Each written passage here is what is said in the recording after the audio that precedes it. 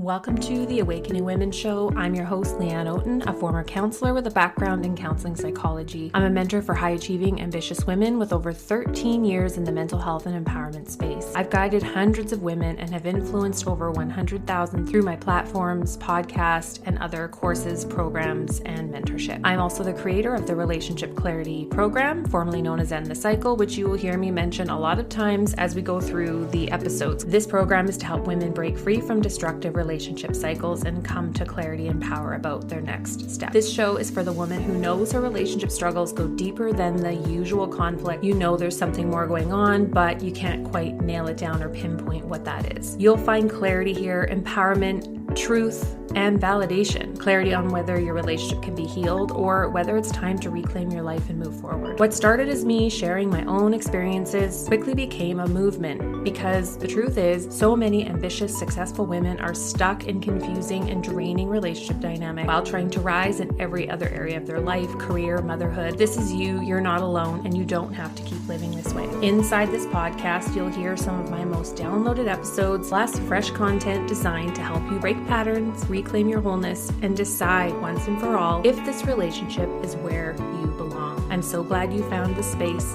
Let's dive in. Welcome to this episode of the Awakening Women podcast. This is a throwback episode from the archives in 2020, actually. And in this episode, I'm talking about why he seems better is not the same as true change. This is something that I see in 100% of the women I've worked with and coached over the past 13 years in my experience as a counselor, and more recently over the last 6 years as a specialist helping women break the grip of these toxic and dysfunctional relationships in their marriages. A lot of times these women have been with their relationship partners for decades, 10, 20, 30 years. This right here, what I'm talking about, is the sticky part of these relationships that keeps them guessing.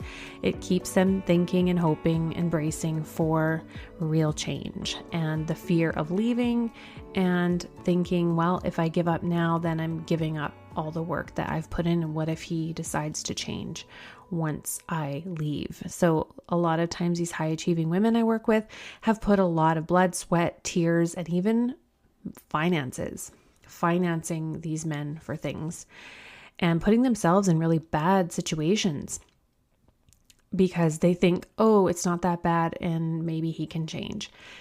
This is something that we have to look on a deeper level as well, because yes, there's that part that's like, oh, can he work on it? But there's also something going on underneath the surface that I talk about in my coaching, and that is the unconscious paradigms that are happening that are creating this pattern. And unless you can find where that is coming from within you and shift mentally, emotionally, and with your actions and with your actual behaviors, then you could leave this relationship and end up very likely right back in something very similar unless you shift the programming that's happening underneath the surface that has kept you in this cycle of tolerating and thinking that because he is able to put on a good show for a while, that means it's real change. Like, we have to own our own part in the dynamic because there's always going to be two roles that are at play. Now, this doesn't mean that you hold the blame for his behavior, but you have to take responsibility for your engagement in it. And while a lot of times women will say, well, I didn't know and I didn't know better. Well, you do know better now. And if you've been here a while and you've listened to just a handful of my podcasts, you know that there's a problem. But many women that come to see me have already known there's a problem for a very long time. So we have to take ownership for our own programming that creates this. You are holding the programming that says, I deserve to be treated like this. And you might say, no, Leanne, that's absolutely not true. I hate this. But on some level, we believe that we deserve that kind of treatment.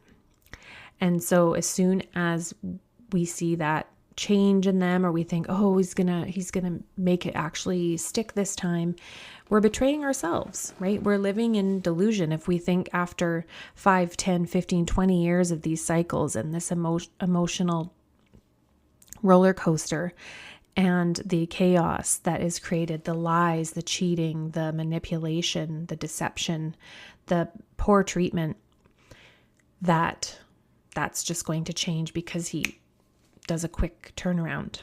But this has happened. This happens in every single case with every single woman I have ever worked with, whether it's privately or in my groups that I run over the last 6 years. Every time it's this. Is this change that he is showing real? He's suddenly being a doting father. He's suddenly helping, quote unquote, helping around the house. He's buying me flowers. He's putting in all the effort and doing stuff with the kids when he never bothered before.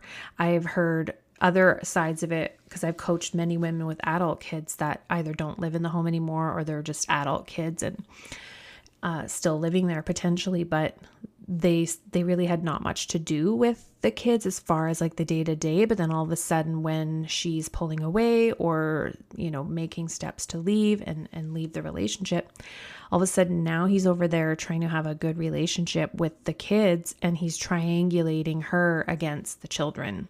They love to triangulate. And so then that makes them think, well, maybe he's trying this time and I look like the bad guy because they suddenly are the outsider with their own kids. And that can be really triggering. And so this is why having the right support to help you navigate this tricky stuff as you are detaching. If you are in this situation and you want the process to finally get clarity, is this something that is changeable?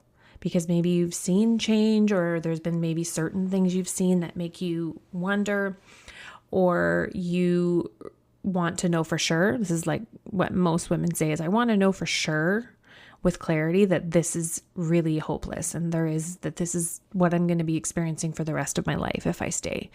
They don't want to have any doubt in there. And so when you come into the clarity immersion, this is my methodology that you go through step by step with a community to get that clarity for yourself. And once you have that clarity and you've developed it for yourself, then it sticks because no one on the outside is telling you what you should do, what you should not do. There's no pressure. Once a woman is able to get to clarity on her own through this deep inner work, it can happen very quickly and there is no force. There's no more pushing. In fact, I get women to stop doing that. We stop pushing. You stop trying to fix and micromanage and enable and overfunction everywhere. And you start pulling your energy back and putting it toward what actually serves you. And so things actually feel easier because you actually have a plan and a pathway and you have somewhere to go to ask a question or connect with other women who are also doing the same work. The women that come in usually are coming in with struggling with this exact question. He's making some changes because I've threatened to leave, or I told him I'm leaving, or I already have left, but we're still talking about the relationship or we're having talks. But I want to know for sure if change is truly impossible. They come in and they go through the process. You come in and you do it for, my recommendation is a 90-day cycle. So you do the 30-day reset and you give it 90 days. And of course, if something were to happen and you got that clarity beforehand and you got your plan together and all that, I wouldn't say stay for 90 days, but the point being is that I have women work for 90-day cycles. Once they have done that and they've gotten the clarity and they've gotten the plan and they've gotten everything together, then the rest of it lands and flows quite easily. And there's no forcing, there's no more guessing, there's no more floundering, and they experience great emotional relief just because they have a plan now. When before they were just throwing spaghetti at the wall and trying all the therapy in the books and this podcast and that podcast and this YouTube channel, that can just lead you astray because it can feel like you're doing something, but it's not really leading you where you want to go. And if it did, then you wouldn't be here. And you know that, right? If what you were doing was working, you would have felt some kind of change in your life. And instead of living the same experiences over and over again. So let's play that episode. And if you are wanting that level of support, just head to the link in the show notes and come join us inside. Welcome to this episode of the podcast. It's Leanne here. And today I want to touch on something that I see as a pattern with so many women, because I've coached so many women on our group coaching calls in End the Cycle. And this was something that came up in a most recent one that really highlighted a bigger issue that I see that happens with women in these types of relationships. And that is where they start to think that things are improving because everything seems normal. Things seem fine. They'll tell me, oh, everything's fine. There hasn't been any incidents. Like there's changes happening. He's being different. And my red flags go up because I know how much work it takes for these men to actually make real, lasting, heartfelt core changes. And it doesn't happen just with all of a sudden a flip of the switch and they all of a sudden are being quote unquote normal. And so what I really want to drive home here with this episode is for you to stay awake to what's going on with you, even if on the outside it appears normal. The reason why is, number one, oftentimes when this is happening without real actual changes happening with your partner, the changes he needs to be making, and no, going to counseling is not enough. Check out my other episodes here on why that is. It's not enough. It can oftentimes just make things worse, but that's not what we're here to talk about today. Unless he is doing the actual fundamental things that need to happen, and maybe counseling is a part of that later on when the core foundational fundamentals are being met, then it's probably manipulation. It's probably the calm before the storm. It's probably the calm phase. It's probably the love bombing phase when nothing is happening, because of course everything happens in a cycle. And so what I had one of the ladies do when I was coaching her on the call recently is on our ETC call was to start paying attention to what the calm phase or what it feels like when they're in the fog. Because oftentimes it is that you're in the fog, not that there's no abuse happening. The abuse might be subtle. It might be further space between. It might be things you can't quite put your finger on. It might be just how you feel. It might be more subtle forms of abuse and things that are being said that you don't think are abuse, but your body is telling you. So that's why it's important to tap into what does that fog state feel like for you when you're in it, so that you can stay awake to it. Oftentimes what I will hear is that there's more, difficulty sleeping, feeling more on edge, wanting to sleep more, feeling more checked out, wanting to numb out, feeling uneasy or anxious or on edge, not really sure why, nausea, stomach upset, headaches, migraines. Like there's so many ways our body can speak to us. And of course, there's physical reasons why there could be something going on. But for me, what I really believe is that like 99% of what our body does is related to stress.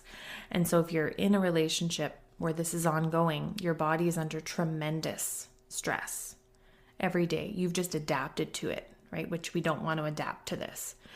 We don't want to adapt to abuse and kind of shut down that it's actually happening.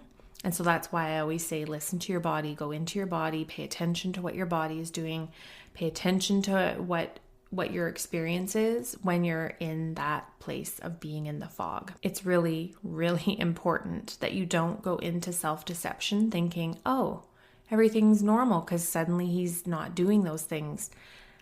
There is no way for someone that has had the kind of behaviors that you've experienced, and I know you have experienced a lot, there's no way for them to go, I'm just magically different. Be careful. It doesn't happen that way. So even in the cases where they can make changes, it's not without a lot of work. It's not without a lot of setbacks. It's not without a lot of you really going within and paying attention and being awake and aware to what's going on. It's easy to slip into the fog.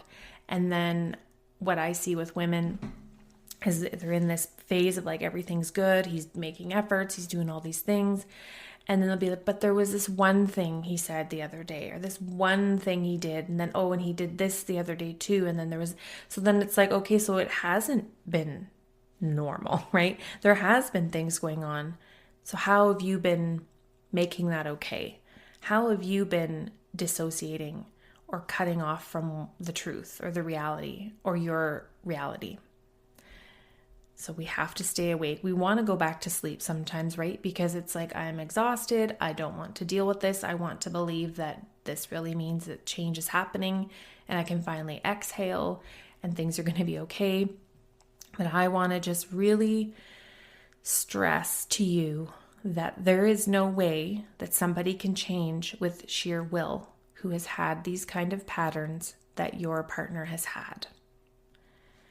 And I mean, this goes for anyone. You having the patterns you've had in the relationship to tolerate this, you have to work on your patterns as well.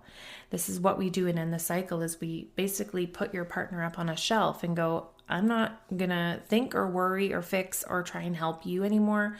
I need to focus and help myself. Put the oxygen mask on myself here. Because what I've been doing is definitely not working, focusing on that. So when you're too focused on what he's doing, what he's not doing, this incident, that incident, and you're just constantly outward focused, trying to figure it out, you are not focused on self. So that is the work. And it's not easy. I see women in my program struggle with this. They continually leave themselves, and I have to remind them, come back to self. What is in your power here? You know, you can't set a boundary to stop your partner from behaving in the ways he's going to behave. That's not how boundaries work, right? But I really just want to leave this with you as to kind of wrap up these thoughts, this kind of like random thoughts. As I'm coaching so many women, I start to see these themes and I tap into my intuition. I'm a feeler and I tap into things, the energy of things, even when the words are something different. So when I hear a woman saying, oh, it's fine, things are fine, they're normal, but yet this is what's happening. And then I would be able to help them to see, well, actually, it's not normal. So what is actually going on here? Because you're telling me it's normal, but you're here and you're wanting coaching because something still doesn't feel right, right?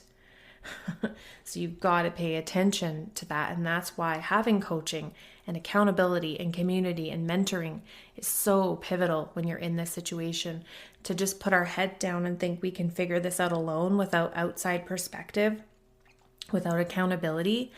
It's so easy to slip back into that fog and get right back into the cycle.